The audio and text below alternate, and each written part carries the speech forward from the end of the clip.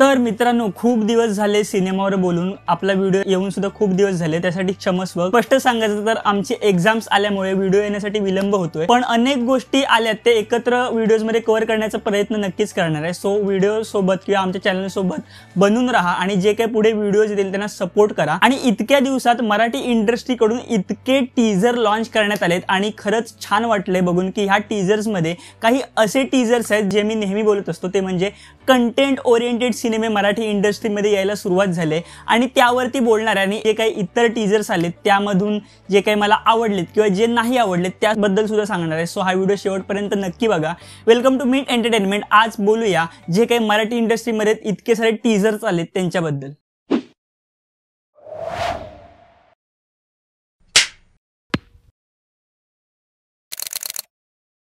तर सगळ्यात पहिला सिनेमा म्हणजे आता थांबायचं नाही. ह्या सिनेमाचा जेव्हा पहिला टीजर आला होता त्यावेळी सुद्धा आपण यावर चर्चा केली होती आणि त्यावेळीच मी तुम्हाला सांगितलं होतं की किती प्रॉमिसिंग सिनेमा वाटतोय आणि पहिलाच लुक किती त्यांची उत्सुकता वाढवतोय. आणि त्याच सिनेमाचा महिला दिनानिमित्त त्यांनी अजून एक टीजर लॉन्च केला. त्यामध्ये सुद्धा लक्षात येते की किती तगडी कास्टिंग आणि किती चांगला प्लॉट लिहिला गेलेला आपल्याला दिसतोय आणि खूप चांगले कलाकार, ते म्हणजे सिद्धार्थ जाधव असू दे किंवा भरत जाधव असू दे, यांच्या व्यतिरिक्त सुद्धा खूप मोठी कलाकारांची फळी या चित्रपटामध्ये आपल्याला पाहायला मिळते. आणि एकंदरीतच उत्सुकता वाढवणारा आणि एक पॉझिटिव्ह वाइब देणारा हा चित्रपट वाटतोय. तर हा चित्रपट तर बघायला मी थिएटर्समध्ये नक्कीच जाणार आहे. पुढचा सिनेमा आहे तो म्हणजे मित्रांनो भेरा. हा सिनेमा आधीच बऱ्याचशा फिल्म फेस्टिवलमध्ये नावाजला गेलेला आहे. अनेक नॉमिनेशन्स आणि अनेक पुरस्कार या चित्रपटाला ऑलरेडी मिळालेले आहेत. आणि ह्याच्या टीजर किंवा जो काही ट्रेलर आलाय त्यावरून जे काही कोकणातली परिस्थिती दाखवली आहे चित्रपटामध्ये कोरोना काळातली, ती खरी परिस्थिती अनेक लोकांना अजून माहिती नाही आहे. त्या ट्रेलरमध्ये ज्या गोष्टी दाखवल्यात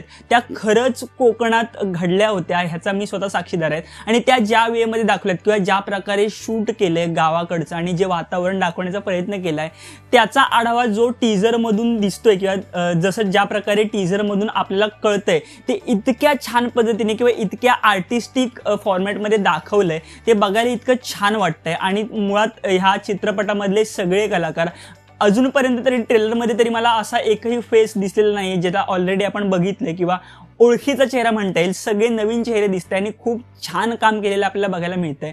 आणि असा सिनेमा जो एखादी व्यथा मांडेल किंवा एखादं वास्तव रिप्रेझेंट करेल असा सिनेमा, इतक्या छान पद्धतीने दाखवणारा सिनेमा खूप क्वचित बनतो. आणि जो लोकांच्या मनाला भिडेल किंवा लोकांना विचार करायला भाग पडेल असा सिनेमा. त्यामुळे भेरा हा सुद्धा असा सिनेमा आहे जो लोकांनी नक्की बघायला गेलं पाहिजे आणि मी सुद्धा नक्की जाणार आहे. त्यानंतर पुढचा सिनेमा आहे तो म्हणजे एप्रिल मे 99. हा सिनेमा सुद्धा मित्रांनो गावाची कथा सांगतो. आणि ह्या चित्रपटामध्ये प्रामुख्याने जे काही 90sच्या किड्सचे जे हॉलिडे किंवा ज्या सुट्ट्या असायच्या त्यामध्ये घडणाऱ्या गोष्टी किंवा खेळले जाणारे खेळ किंवा ती सुट्टी कशी घालवली जायची हे दाखवण्याचा प्रयत्न केल्याने हा टीजर बघितल्यानंतर सुद्धा खूप छान वाटलेला आहे मला. मुळात इतकी पॉझिटिव्ह वाइब देते हा सिनेमा. आत्ताच्या जेन झीच्या ज्या सुट्टीमधल्या ज्या गोष्टी असतात त्यांना ह्या जुन्या गोष्टी दाखवून किंवा त्या काळात सुट्ट्यांमध्ये नक्की काय आनंद असायचा किंवा काय गोष्टी केल्या जायच्या, काय खेळ खेळले जायचे हे चित्रपटाच्या माध्यमातून दाखवलं जात आहे. आणि इतक्या सुंदर प्रकारे दाखवलं जातं. टीजरमध्ये जितकी काही दृश्य दाखवलेत गावाकडची ती इतकी छान दाखवलेत. मग निसर्ग असू देत किंवा तळं असू दे किंवा एकंदरीत सगळ्या गोष्टी एकदम छान प्रकारे दाखवण्यात आल्यात. अजूनपर्यंत ट्रेलरमध्ये हे रिव्हील नाही केले की ह्या चित्रपटामध्ये कुठले कलाकार असणार आहेत, पण जे काही दिसतंय किंवा ट्रेलरमधून जे काही व्हिज्युअल दिसतात किंवा जो काही कंटेंट आपल्याला दिसतोय तो नक्कीच चांगला आणि क्वालिटी कंटेंट आहे ह्याची खात्री आपल्याला पटते. आणि हा चित्रपट सुद्धा खूप छान आणि एक सुंदर असा अनुभव देऊन जाईल हे नक्की. तर मित्रांनो, हे जे 3 ट्रेलर होते ते मला सगळ्यात आवडणारे ट्रेलर होते आतापर्यंत जे टीजर किंवा ट्रेलर आलेत मराठी इंडस्ट्रीमध्ये.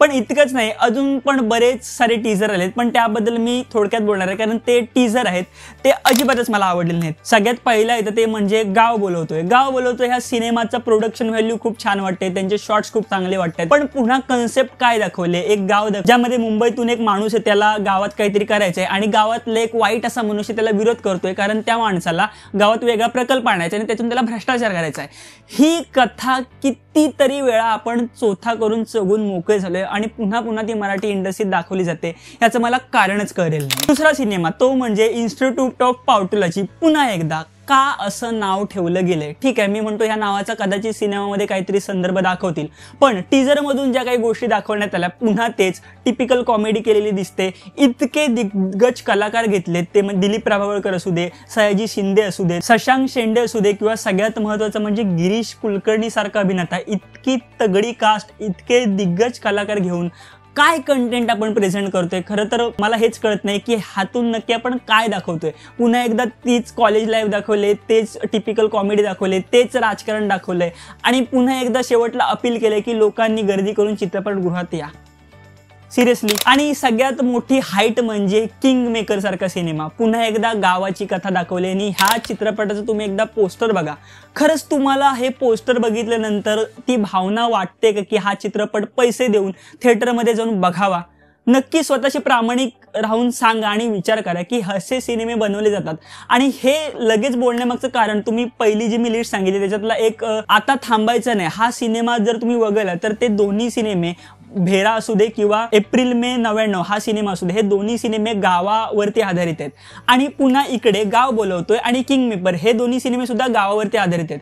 पण आपण कुठल्या प्रकारे गाव रिप्रेझेंट करतोय हे सुद्धा महत्त्वाचं आहे. लोकांना आता काहीतरी नवीन बघायचं आहे आणि ते लोकांना भेरा किंवा एप्रिल मे 99 असा सिनेमामधून बघायला आवडते. लोकांना पुन्हा पुन्हा त्या टिपिकल गोष्टी किंवा त्याच गोष्टी लोक बघायला चित्रपटगृहात नाही येणार. पोलिसाशी ना दोस्ती अच्छी है ना दुश्मनी अच्छी है. लेकिन एक सेकंड, बड़े बुजुर्ग कह गए हैं पुलिस वालों की ना दोस्ती अच्छी ना दुश्मनी. शाबाश. आता तुम्ही म्हणाल की तू मराठी सिनेमाला क्रिटिसाइज करतोयस, तर हो मी क्रिटिसाइज करतोय. कारण आता मराठी इंडस्ट्रीची अवस्था बघता किंवा ही सिच्युएशन बघता कंटेंट ओरिएंटेड सिनेमे येणं गरजेचं आहे आणि ते चित्रपट मराठी इंडस्ट्रीत येत आहेत सुद्धा. पण हे जे काही इतर सिनेमे येतात त्यामध्ये ते कुठेतरी लपले जातात आणि लोकांपर्यंत ते पोहोचतच नाहीयेत. म्हणून जास्तीत जास्त कंटेंट ओरिएंटेड सिनेमांना सपोर्ट करणं गरजेचं आहे आणि ह्या अशा सिनेमांना बाजूला सारणं गरजेचं आहे. बाय द वे, ह्या टीजरचा उल्लेख करताना किंवा रिव्ह्यू करताना मी कुठे आजचा प्रोड्युसर किंवा ऍक्टर किंवा दिग्दर्शक याबद्दल बोललो नाही. ह्या सगळ्या टीजरचे लिंक्स तुम्हाला आमच्या डिस्क्रिप्शनमध्ये मिळतील. तो सगळे टीजर तुम्ही बघू शकता. आणि बाय द वे, हे सगळे टीजर आल्यामुळे थोडक्यात या सगळ्या टीजरचा आपण रिव्ह्यू केलाय. कुठल्या एखाद्या स्पेसिफिक टीजरबद्दल तुम्हाला डिटेलमध्ये व्हिडिओ हवा असेल तर ते सुद्धा कमेंट सेक्शनमध्ये आम्हाला नक्की कळवा.